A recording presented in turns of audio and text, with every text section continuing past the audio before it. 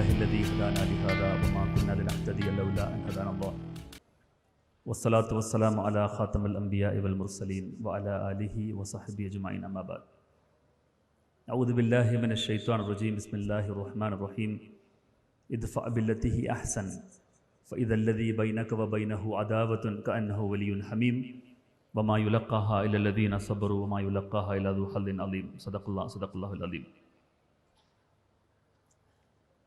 تشریف فرما اسٹیج میں تشریف فرما محترم ذمہ داران، میرے محترم بھائیوں بہنوں، بہت ہی اہم ایک ٹاپک پہ آپ کے سامنے مجھے کچھ چند چیزیں پیش کرنی ہے، اور اس کے پہلے میں مبارکباد دینا چاہوں گا سولیڈیرٹی کرناٹکا زون کو، اس کے لیڈرشپ کو، کہ اتنے ہی کم ٹائم کے اندر کرناٹک کے ہر کونے کونے سے، یہاں کے گاؤں اور شہروں سے اتنے بڑے تعداد میں لوگوں کو یہاں کیمپین کے ذریعے سے اکٹھا کر پائے، یہ ایک بہت بڑا ایک اچیومنٹ ہے. اور میں سوچتا ہوں کہ آنے والے دنوں میں کرناٹک کے مسلم نوجوانوں کو خاص طور پر راہ دکھانے کے لیے، ان کو دا وے اہیڈ سمجھانے کے لیے، ان کو اورینٹیشن سیٹ کرنے کے لیے یہ کانفرنس ایک بہت اہم رول ادا کرے گا. اسلاموفوبیا ایک ایسا ٹاپک ہے جو ہم تمام لوگوں کے روزمرہ زندگی کا ایک حصہ بن گیا ہے. It doesn't actually feel good to wake every day in the morning and then just hear and see how bad we look. ہم کتنا ڈیولش ہے، یہ دوڑاتے ہوئے میڈیاز کو ہمیشہ دیکھتے رہنا، اور سماج کو کے اندر سے یہ ہمیشہ فیل کرتے رہنا جو بھی مرحلے میں ہم ہیں، جو بھی رول ہم ادا کرتے ہیں، تو یہ بہت ہی ایک برا چیز ہوتے ہیں. لیکن اسلاموفوبیا ایک بہت ہی ٹیمپرری ایک چیز ہے، بہت ہی شارٹ لیوڈ چیز ہے، وہ ہمیشہ رہے گا نہیں. اسلاموفوبیا کیا ہے اگر آپ پوچھتے ہیں، اس کا جواب ہے it is basically anti Muslim racism. مسلمان کے خلاف، اسلام کے خلاف جو ریسزم ہے اس کو اسلاموفوبیا کہیں گے. اور اسلاموفوبیا کا جو گلوبل ایپی سینٹر ہے وہ انفارچونیٹلی ہمارے ملک انڈیا ہے. کہیں سارے ریسرچرز ہمارے سامنے یہ حقیقت بیان کرتے ہیں. یہاں کے میڈیاز ہر دن جو ہمارے سامنے لاتے ہیں مسلمان اور اسلام کے خلاف نفرت کی باتیں، یہ بیسیکلی یہ پروپیگنڈا وائلنس کے طرف سماج کو پش کرتے ہیں مسلمان کے خلاف. اور یہ دونوں لوگوں کو، جو پروپیگنڈا مینوفیکچر کرنے والوں کو اور پروپیگنڈا سن کے اس سے وائلنس کرنے والے لوگوں کو، یہ دونوں کو امپیونٹی دینا، اس کو پنش نہیں کرنا، یہ گورنمنٹ جو کرنے کا جو رویہ ہے وہ یہ دونوں چیز کو دوبارہ بڑھاوا دیتے ہیں. بیسیکلی ایک وشیس سائیکل ہے جو ہم دیکھتے آئے ہیں. تو اس کا حل کیا ہے؟ What is the solution to Islamophobia? Islamophobia کا سولوشن ڈھونڈتے آپ لوگ شاید آپ کے جو ہے اسلامک ریپرزنٹیشن میں، آپ کے دعویٰ کے میدان میں آپ کام کرتے وقت بہت سارے چیز آپ نے اب تک پڑھے ہوں گے. میں بہت ہی کم چیز آپ کے سامنے پیش کرنا چاہوں گا. اسلاموفوبیا کے لیے کوئی انسٹنٹینیس سولوشن نہیں ہے جو ایک چٹکلی سے، ایک چھوٹا ایک جگاڑ سے یہ پرابلم کو حل کرے، یہ نہیں ہو سکتا.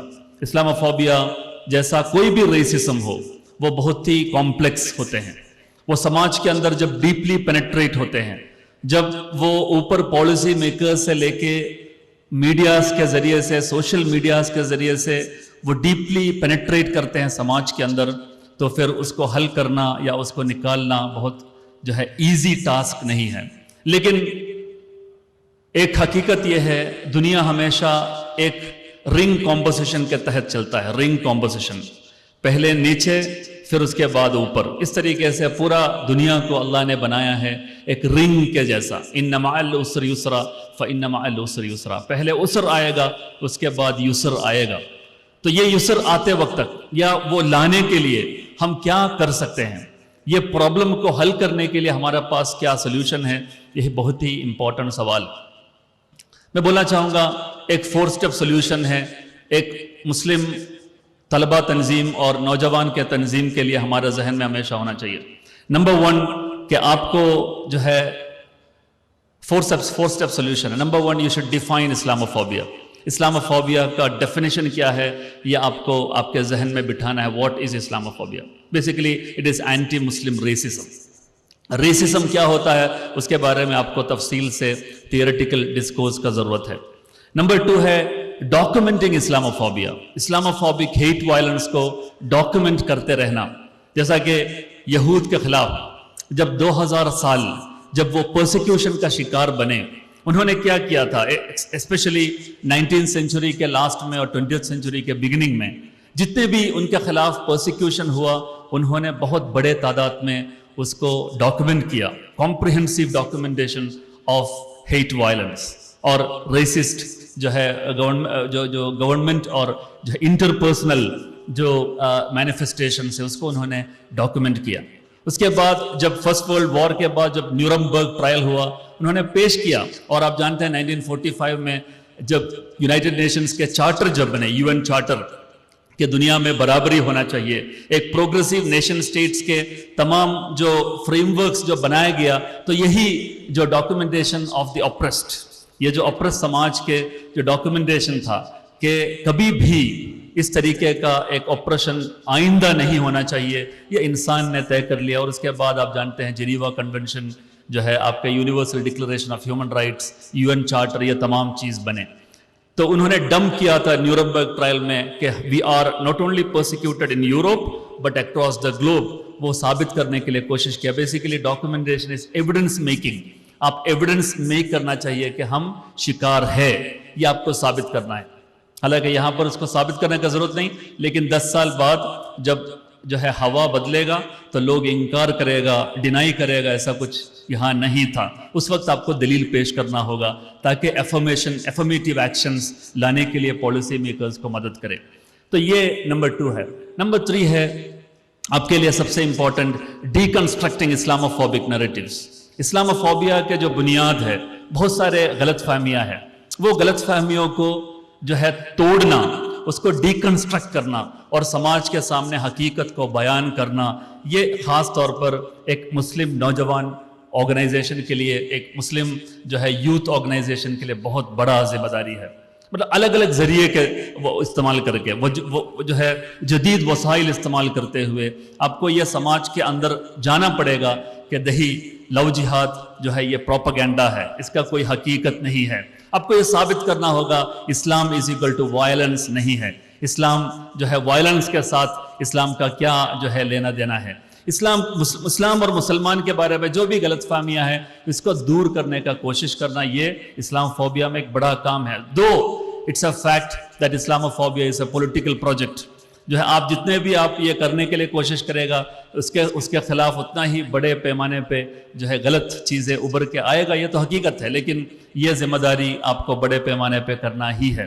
نمبر 4 ہے ریکنسٹرکٹنگ جو ہے اسلامک جو ہے جو new positive and realistic image surrounding Islam and Muslims. آپ کو صحیح امیج لوگوں کے سامنے, پازیٹیو امیج, نہ صرف ڈیکنسٹرکٹ کرنا بلکہ ریکنسٹرکٹ کرنا پازیٹیو امیج کو, یہ جو ہے ہمارا ذمہ داری. یہ 4 بنیادی طور پر ہمیں کرنے کا ضرورت ہے, بہت امپورٹنٹ کام ہے. آپ کو معلوم ہے اسلاموفوبیا جب ڈیپلی انٹرنچڈ ہوتے ہیں, جتنے بھی بڑے غلط فہمی ہوگا آپ سمجھ لیجئے کہ اتنا ہی بڑا سکوپ اسلام اور مسلمان کے لیے ہے. آج اگر آپ کے بارے میں اتنا زیادہ غلط فہمی موجود ہے تو وہ اگر مٹ جائے تو یہ پورا سماج, یہ ماس کے اندر سے, یہ جو عوام کے اندر سے جب اسلاموفوبیا اور اس اینٹی اسلامک ریٹورک جب مٹ جائے گا تو آپ سوچئے گا سب لوگ اس کو قبول کرنے کے لیے اور اس کو ایکسیپٹ کرنے کے لیے جو ہے آگے آئے گا. اس کے لیے سب سے اچھا جو ہے دلیل ہے جو ڈچ پولیٹیشین ہے. یہاں تو انڈیا میں بہت سارے جو ہے ایگزامپلس ہمارے سامنے موجود ہے.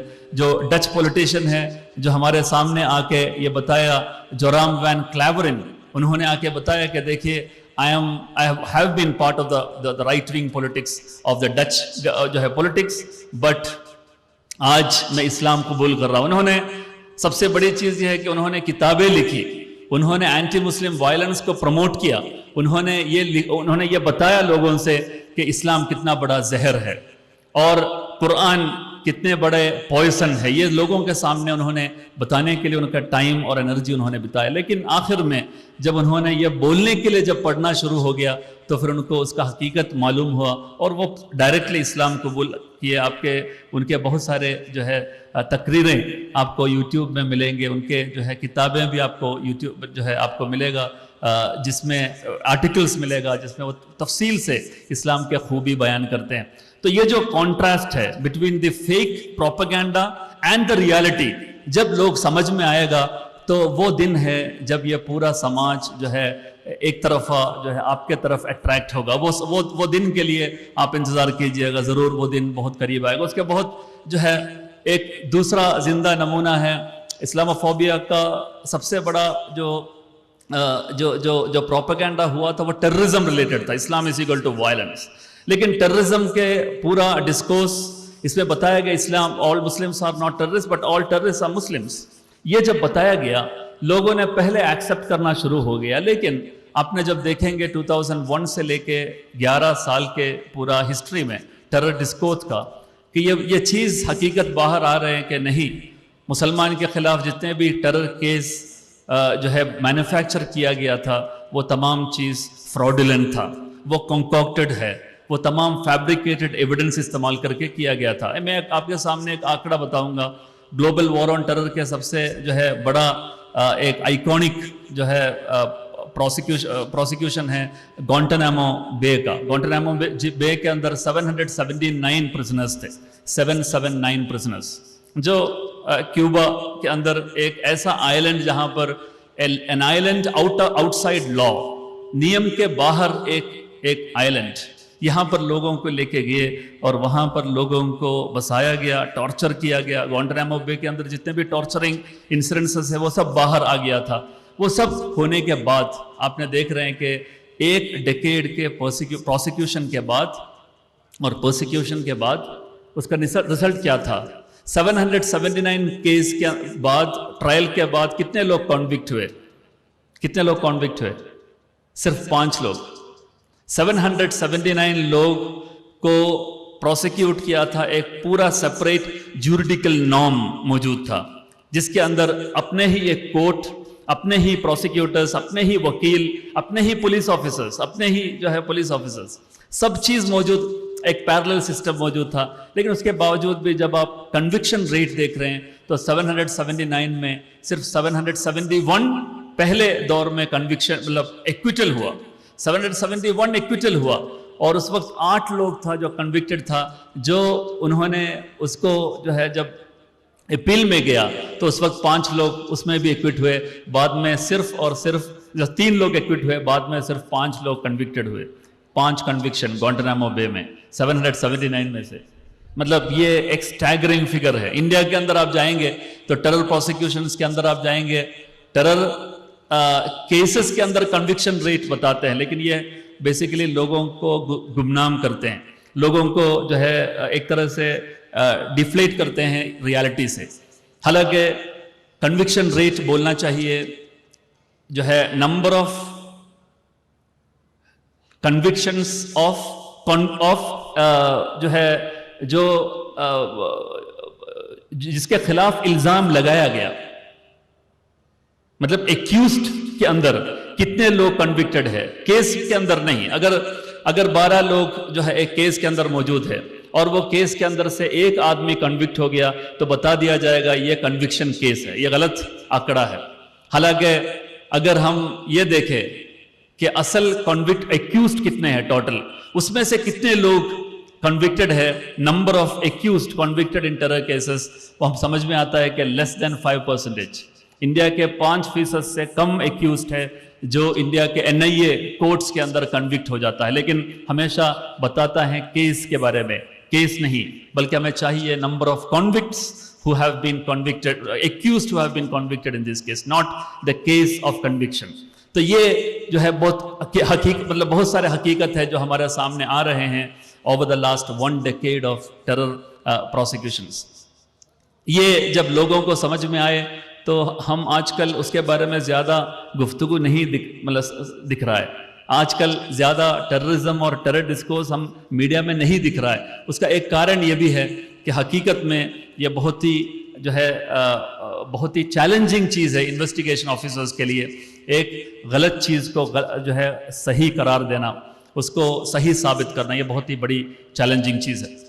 تو میں سولوشن کے تحت میں آپ کے سامنے یہ چیز بولنا چاہوں گا کہ minority, how can a minority influence a majority. کیا ایک ڈیموکریٹک سیٹ اپ کے اندر ایک چھوٹا مائنورٹی جو 15%، 20% یا 25% جو ہے جو آتے ہیں مسلمان، کیا یہاں کے ایک میجورٹی کے اوپر ہم انفلوئنس کر سکتے ہیں؟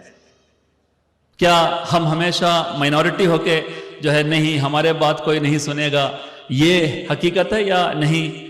مائنورٹی بھی معنی رکھتا ہے.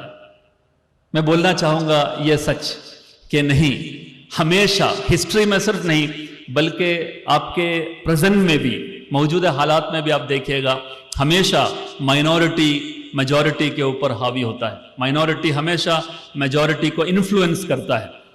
مثال کے طور پر دنیا میں یہود صرف اور صرف 2% سے کم لوگ ہیں، لیکن وہ دنیا کے اکثر سماج کے پالیسیز کے اوپر ان کا بہت بڑا جو ہے انفلوئنس موجود ہے.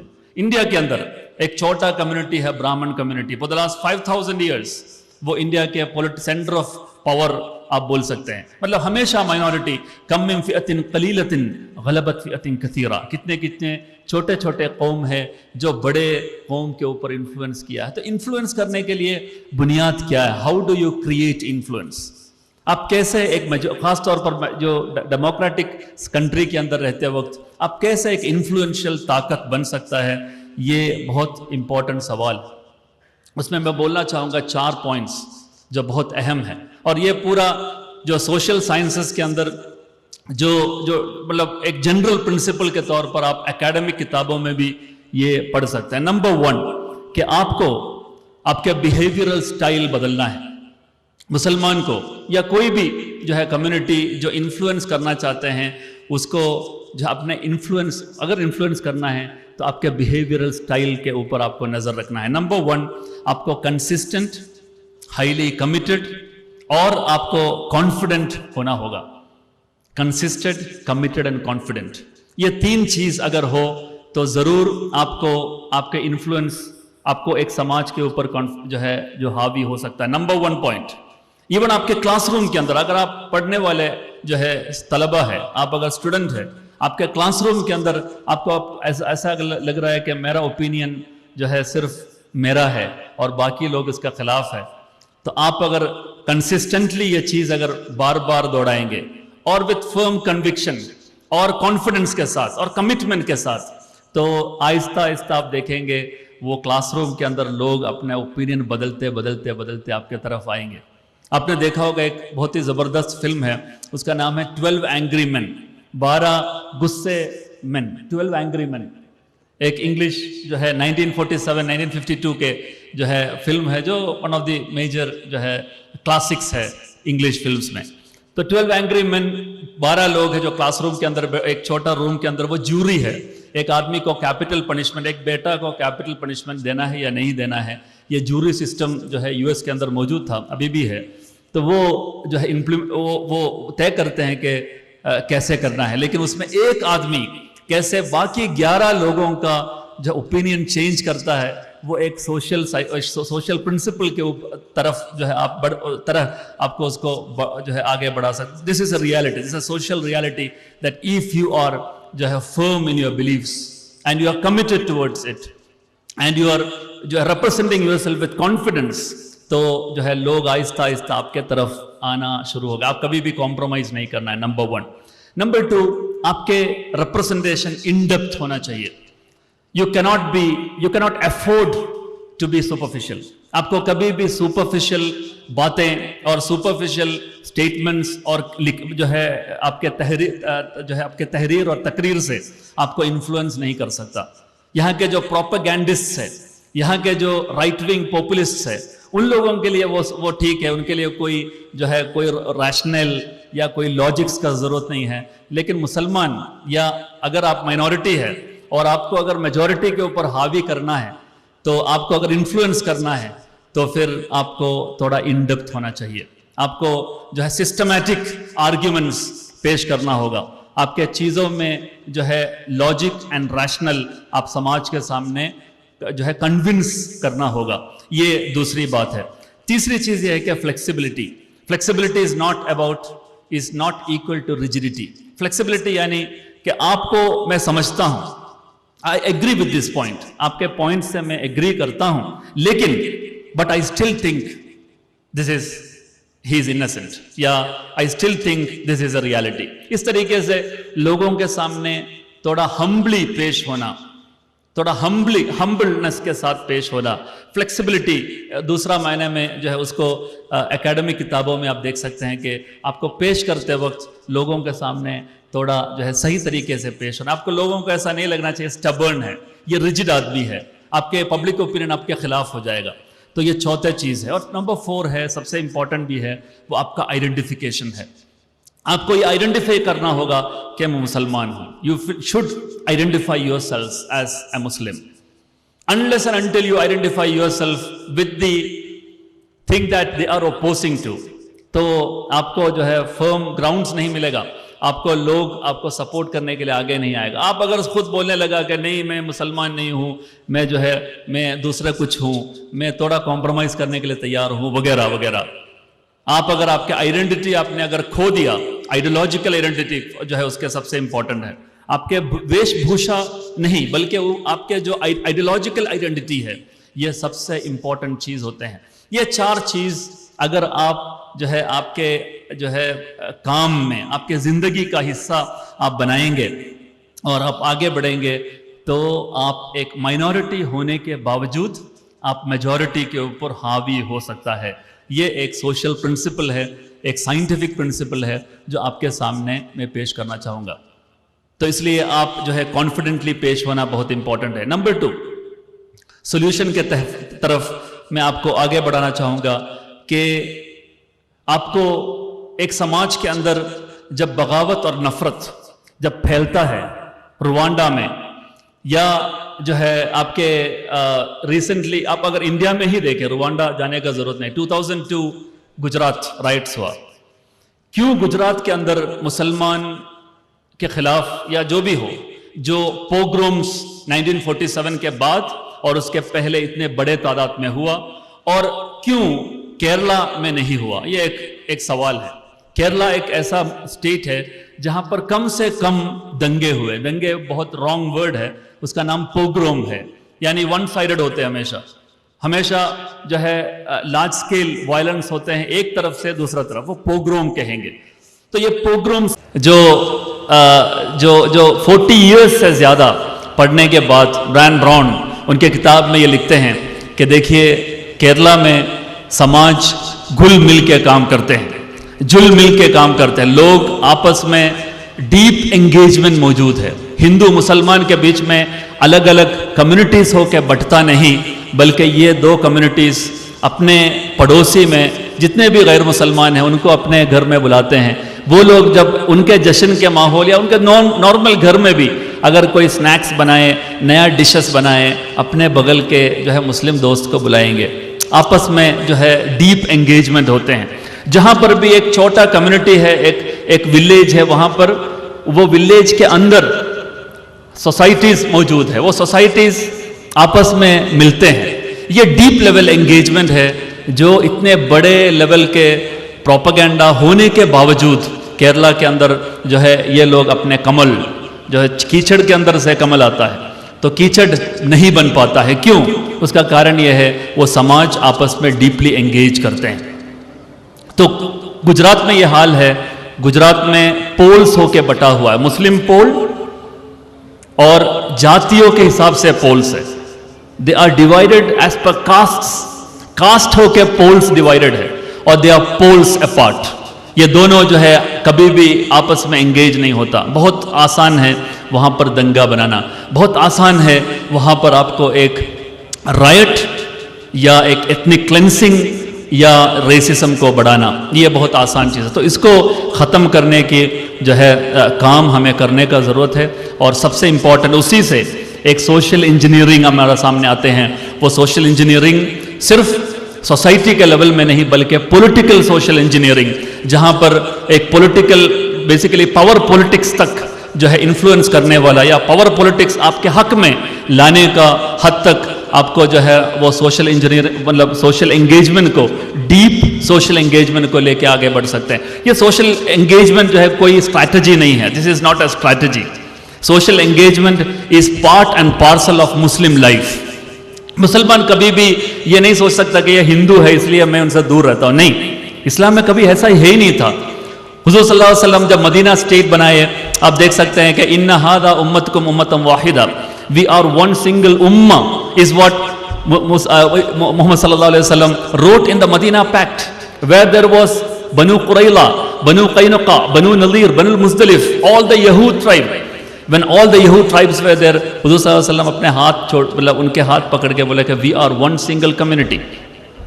باہر سے کوئی اگر اٹیک کرنے کے لیے آئیں گے, we will defend against them, we will defend our country, we will defend this block of land. یہ جو ہے مطلب بہت سارے کلاسیکل اسلامک پیریڈز میں آپ اسپین میں جائیے, کوردوبا میں جائیے, اینٹلوسیا میں جائیے, اینتلیا میں جائیے, دنیا کے سب سے زبردست یاشا مونک کا جو ہے کتاب ہے, یاشا مونک, ریسنٹلی سب سے بڑا بیسٹ سیلر ہے. یاشا مونک کا کتاب اکثر اور بیشتر میوچل انگیجمنٹ کے بارے میں. انہوں نے 4 ایگزامپلز بتایا ہے میوچل انگیجمنٹ کا, اور ڈائیورسٹی ہوتے ہوئے how can a society exist with all its diversities peacefully, coexist کیسے کر سکتے ہیں. اس کا جو ہے اچھا نمونہ جب وہ ڈھونڈتے ہیں, انہوں نے 4 ایگزامپلز دیا, اس میں 4 میں سے 2 اسلامک سویلائزیشن کا تھا. 4 ایگزامپلز یاشا مونک نے جب دیا تو 2 ایگزامپلز اسلامک سویلائزیشن کا تھا. ایک ہے اسپین اور دوسرا ہے آٹومن امپائر, آٹومن ٹرک. یہ دونوں وقت میں آپ دیکھ سکتے ہیں اسپین کے آلامبرا ایک نالج سینٹر ہے, اس کے اندر صرف مسلمان نہیں تھا, وہ نالج سینٹر کے اندر الگ الگ آئیڈینٹی کے ریلیجیس گروپس اس کے اندر موجود تھے. آٹومن ٹرک کے اندر اس کے گورننس میں وہ آپ دیکھ سکتے ہیں کہ اس پہ سب لوگ موجود تھا, اور وہ سماج اتنا پیسفل تھا. یہ ڈائیورسٹیز ہونے کے باوجود وہ سماج سب سے اچھے طریقے سے پیسفلی کو ایگزسٹ کیا تھا. تو وہ اسلام کا بنیادی پرنسپل ہے, آپ دیکھ سکتے ہیں. تو یہی بات کے ساتھ میں ختم کرنا چاہوں گا. یہ فاؤنڈیشن کے ساتھ اگر ہم سوچ کے آگے بڑھیں گے, انشاءاللہ ایک آج سے بہتر کل ہم بہت جلد سے جلد مطلب we are going to see very soon. آپ کو یہ جو اسلاموفوبیا کا جو ماحول ہے, یہ جو کمیونل ڈیوائیڈ ہے یا ڈیوائسو پولیٹکس ہے, اس کو لوگ سمجھنے والا جو ٹائم ہے وہ ان قریب ہے, بہت ہی قریب ہے. اور وہ آپ دیکھیں گے, آپ کے ہی یہ ٹائم میں آپ دیکھیں گے کیسے وہ کولیپس ہو جاتا ہے. وآخر دعوانا ان الحمدللہ رب العالمین. السلام علیکم ورحمۃ اللہ وبرکاتہ.